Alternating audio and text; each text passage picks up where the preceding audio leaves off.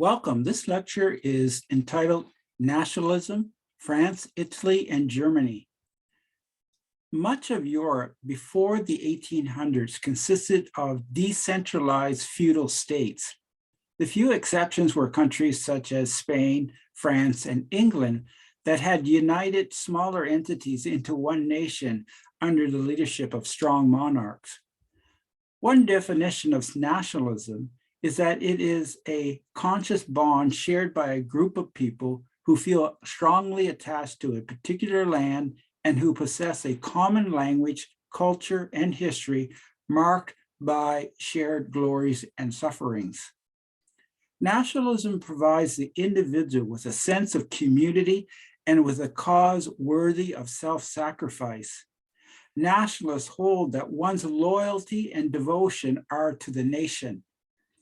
In 19th century Europe, a prominent idea of nationalism was that a larger, unified state offered the best path for economic growth and social and political stability.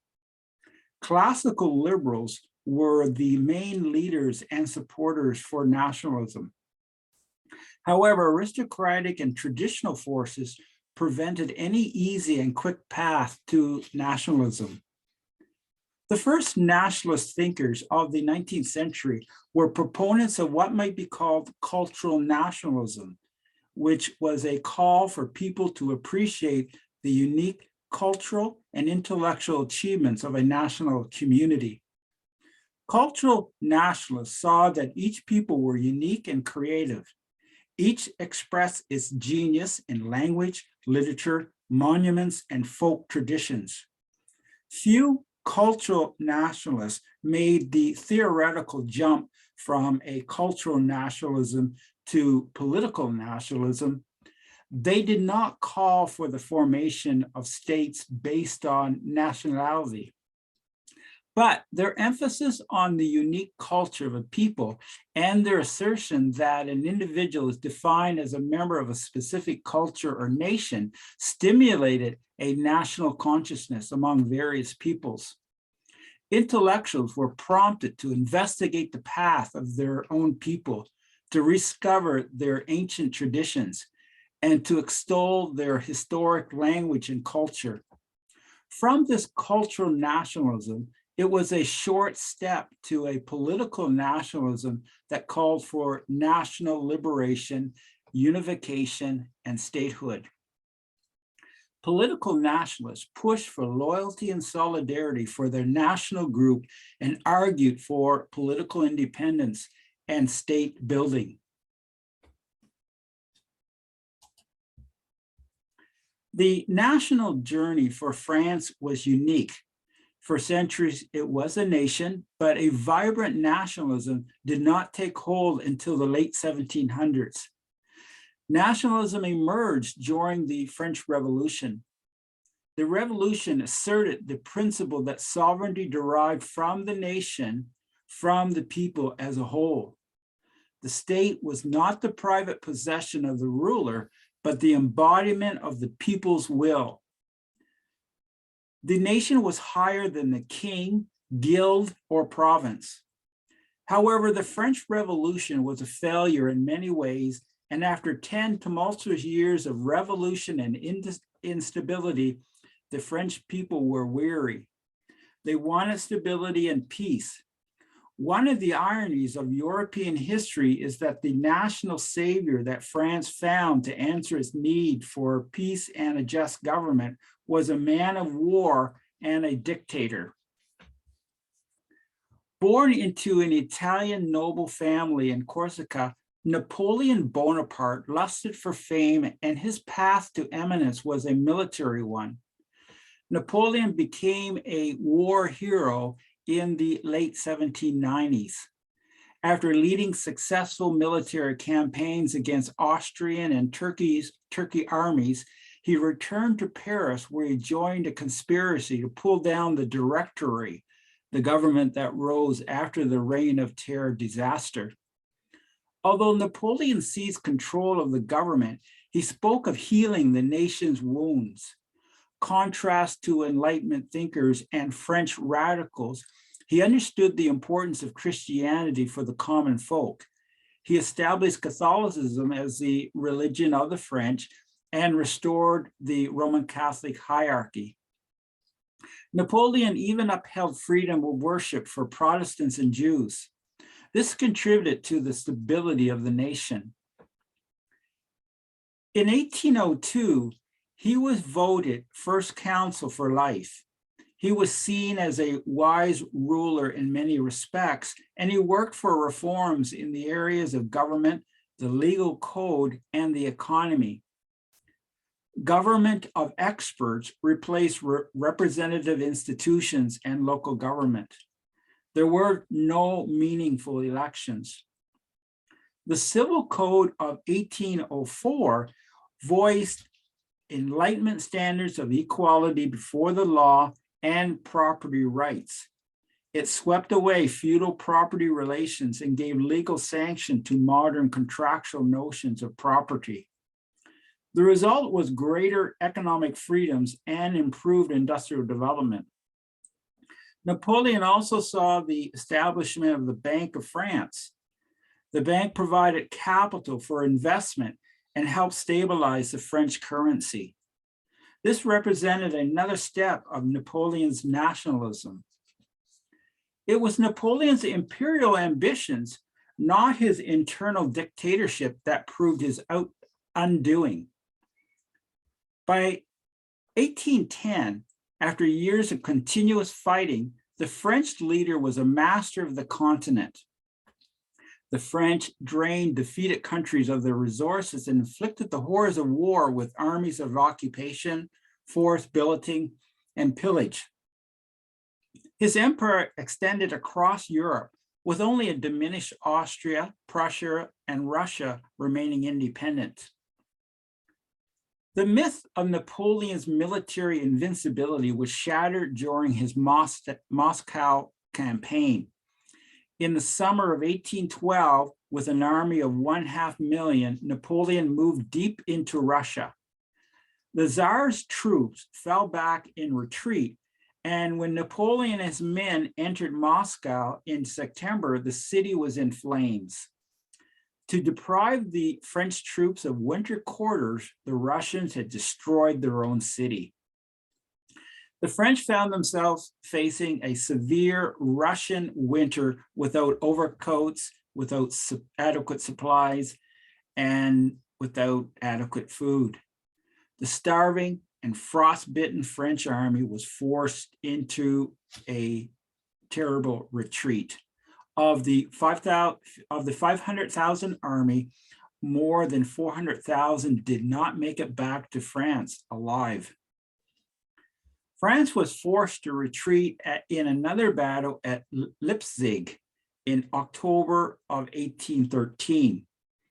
The enemy victors took control of Paris, and Napoleon was exiled to the Mediterranean island of Elba.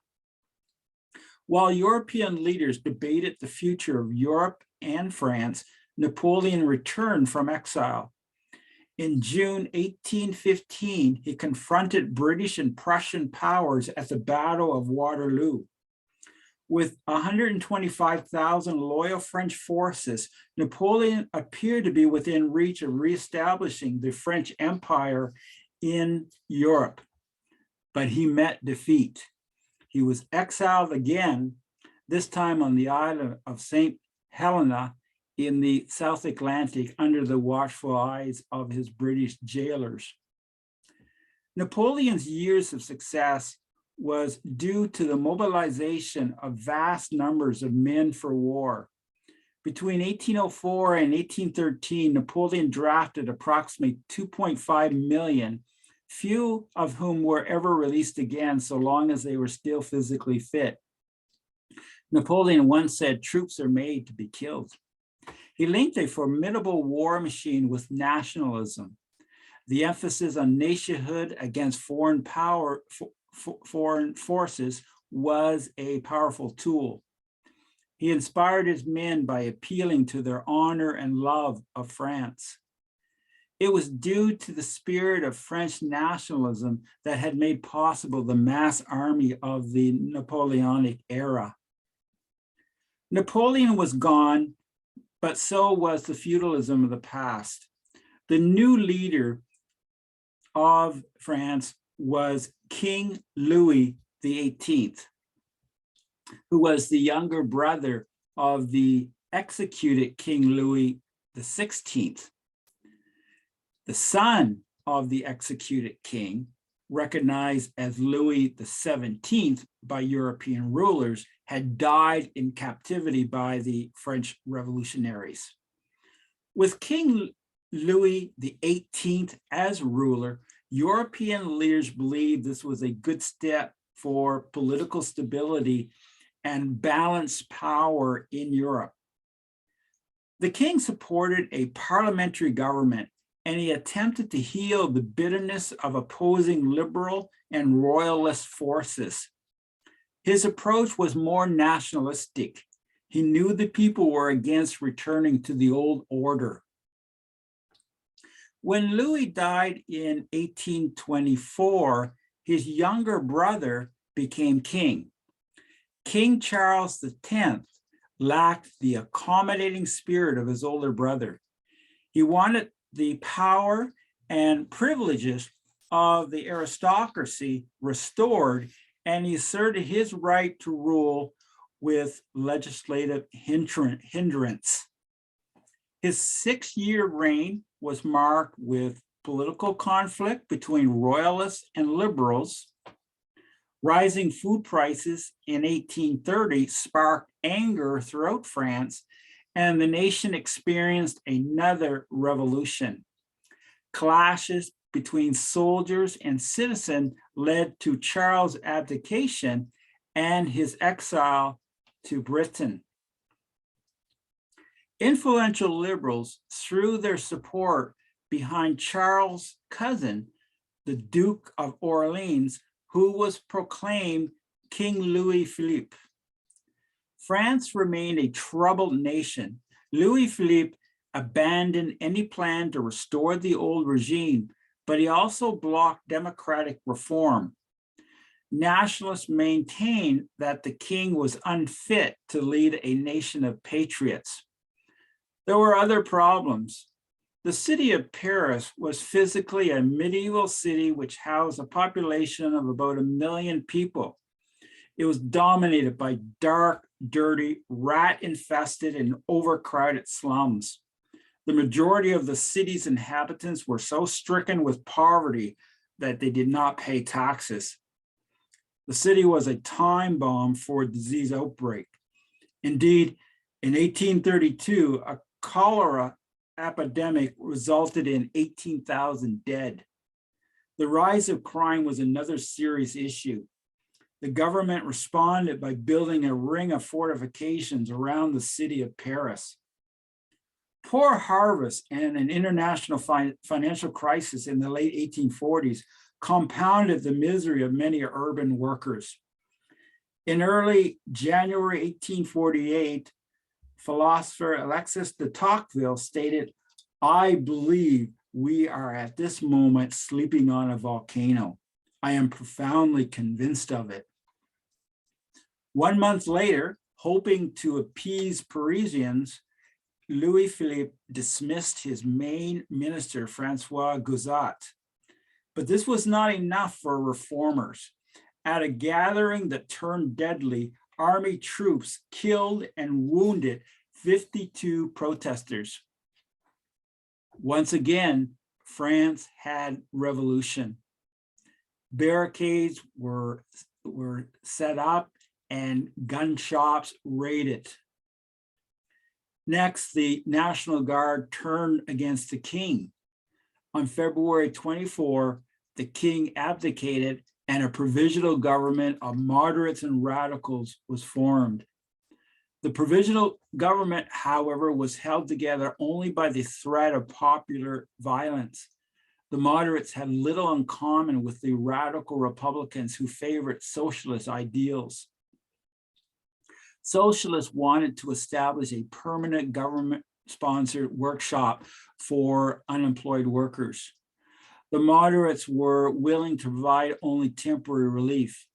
The resulting compromise were national workshops that did not meet the approval of socialists. The workshops and other socialist type ideas were viewed with distaste by most French farmers. Property owners in regions outside Paris were already upset over rising taxes. On June 22nd, the government closed the national workshops in Paris, believing they were hotbeds for revolutionary activity. Parisian workers responded with anger. Karl Marx wrote, "The workers were left no choice. They had to starve or let fly."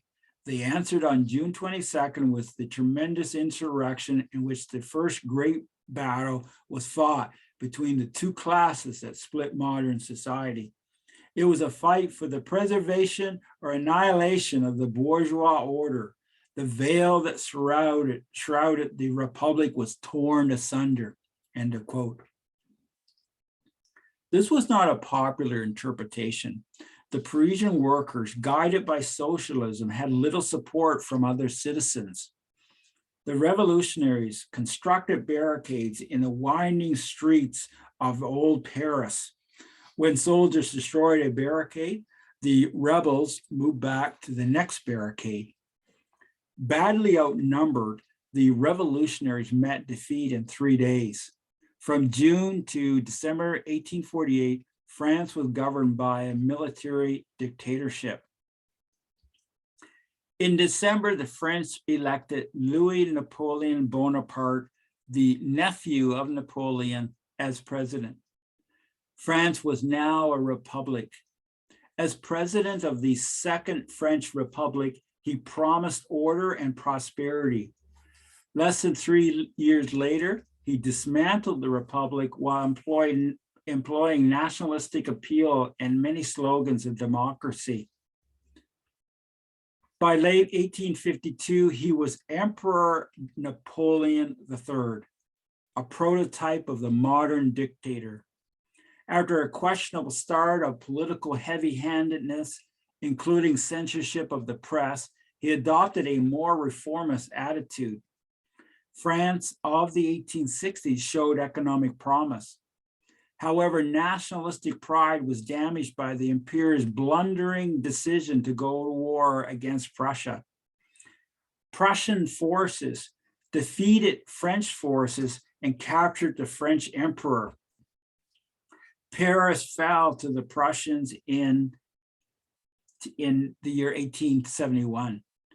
As a result of the Franco-Prussian War, France lost the border provinces of Alsace and Lorraine and had to pay a large indemnity of 5 billion francs to a now unified Germany. It was a major blow to French nationalism. The specter of rapid national independence was a frightening one for most traditional European leaders. For example, Austria was a multinational empire, and its leaders understood that it was particularly vulnerable to nationalist unrest. If its many ethnic groups, Poles, Czechs, Italians, South Slavs, and Romanians, if these ethnic groups became infected with the nationalist virus, the empire would be shattered. As it was, the Vienna uprising of 1848 revealed the desire of some to see the independence of Hungary. Elsewhere, Czech nationalists joined other Slavs and planned the emergence of a Slavic state. Such revolts were unsuccessful, but the surge of nationalism was unstoppable. Two important examples of nationalism was the unification of Italy and the unification of Germany. In 1815, Italy had several political divisions. Nationalism was subordinate to regionalism, but with the rise of passionate leaders, the desire for nationalism increased. Born in 1805, Giuseppe Mazzini was a liberal who was dedicated to see the unification of Italy. He linked a republican and constitutional government with individual liberty. As one historian writes, Mazzini sought truth through heightened feeling and intuition and believed that an awakened Italy would lead to the regeneration of humanity. After being released for his part in a failed insurrection in 1831, Mazzini founded the organization Young Italy. Consisting of dedicated revolutionaries, Young Italy was intended to serve as the instrument for the awakening of Italy. In an address to workers, Mazzini declared, "O my brothers, love your country. Our country is our home, the house that God has given us, placing therein a numerous family with whom we sympathize more readily and whom we understand more quickly than we do others, and which from its being centered around a given spot and from the homogeneous nature of its elements is adapted to a special branch of activity. Our country is our common workshop, whence the products of our activity are sent forth for the benefit of the whole world, wherein the tools and implements of labor we can most usefully employ are gathered together, nor may we reject them without disobeying the plan of the Almighty and diminishing our own strength."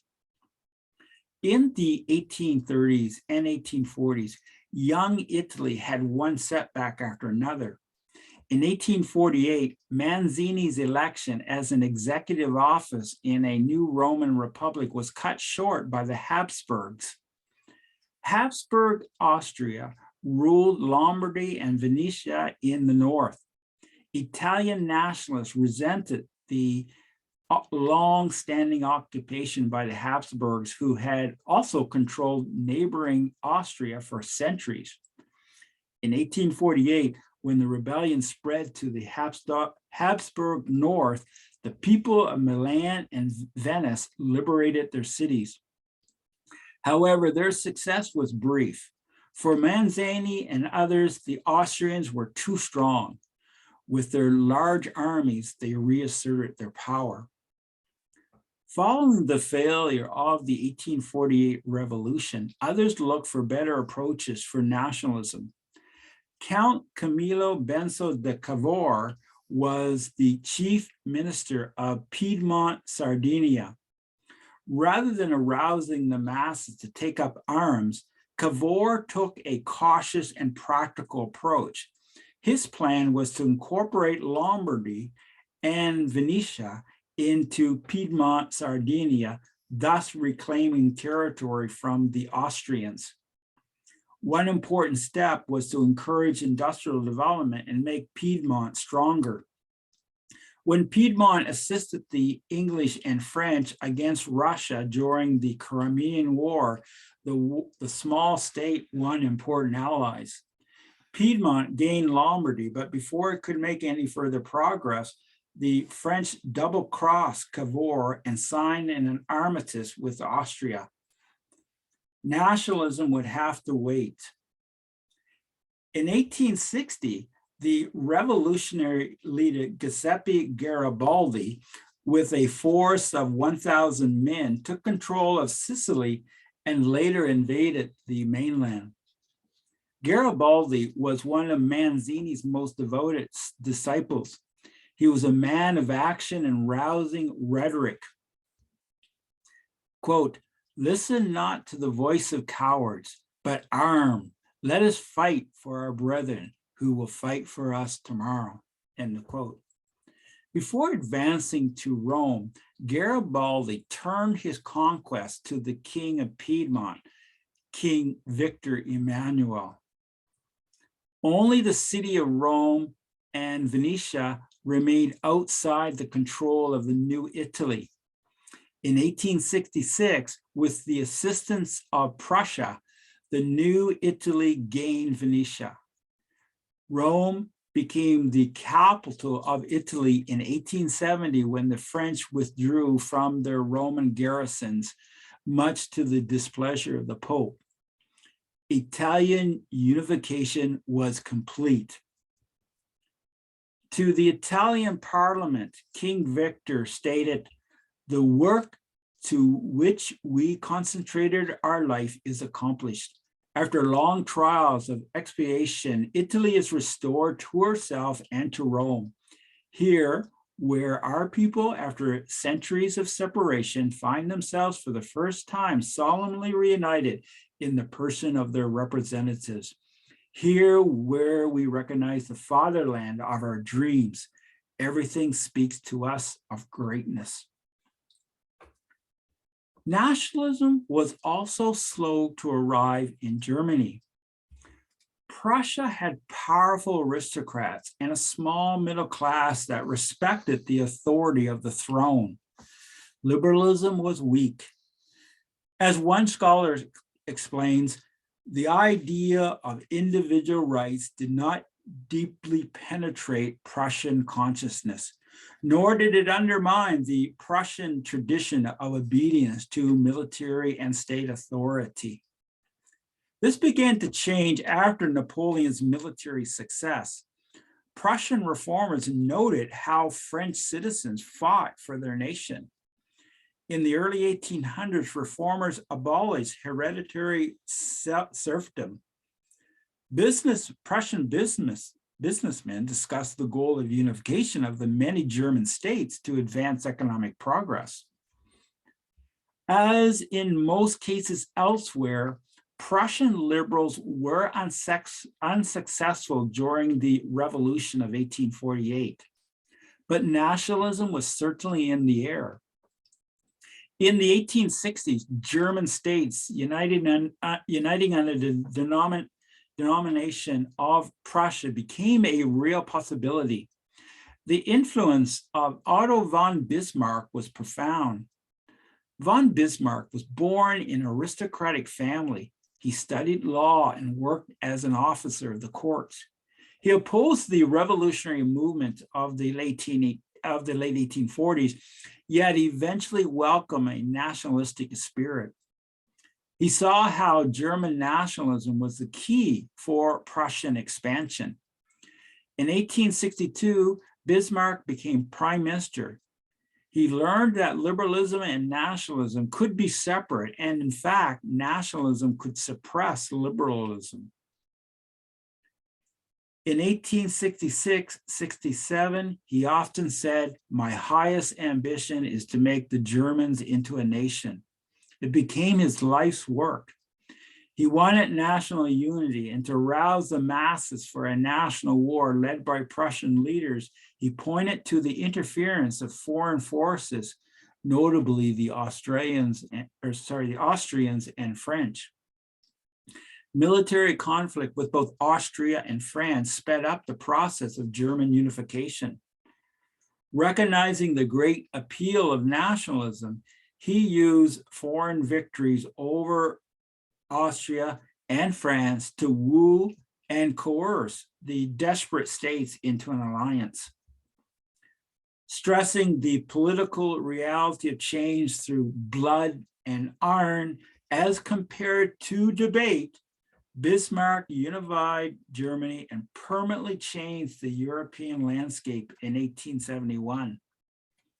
With external conflicts resolved, Bismarck turned his attention to internal affairs with the goal of strengthening centralized power. He targeted Catholics and socialists, both of which were thought to have a primary interest other than the strength of the state. Whereas liberals made significant headway in other European nations, liberals did not see parliamentary government for Germany. Prussian authoritarianism and military glory and power won the day.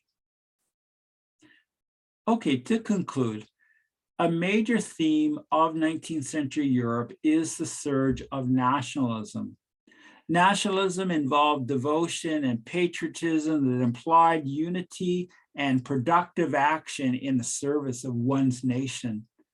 Opposing nationalism, much of the aristocracy had the upper hand during the revolutions of 1848, but nationalism was too strong of an idea to be stopped. There were compelling arguments for nationalism, including security and prosperity. nationalism could be economically beneficial. As economist Thomas Sowell explains, larger governing units usually mean more powerful units protecting society or advancing its interests in the international arena. Larger political units also offer economic benefits. Tribes or villages can seldom, if ever, produce and sell in a large enough volume to reap the full benefits of lower production costs per unit, which result from specialization and economies of scale that mass production firms and industries reap, if they have a large enough market for a vast outpouring of their products, end of quote. Certainly, the emergence of powerful national forces in 19th century Europe had a profound impact domestically and internationally in the short and long term. Thank you.